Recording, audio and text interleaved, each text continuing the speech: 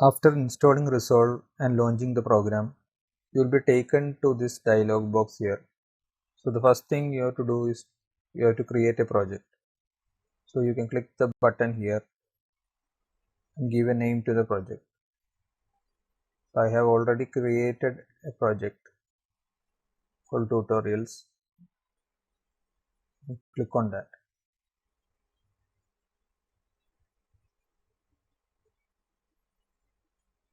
So you will be taken to the DaVinci Resolve interface. So most of you have been thinking of changing from another software to Resolve.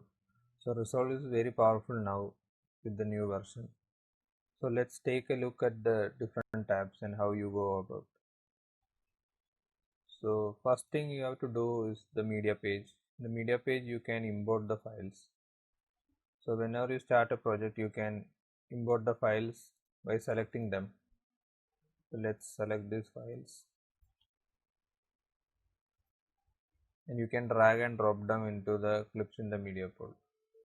So they will ask project will have a different frame rate. You can just change it according to your needs. So now the clips have been imported. You can put it into a different bin if you like. So you can put the clips into bins. So as you have now imported some files, let's import this audio files.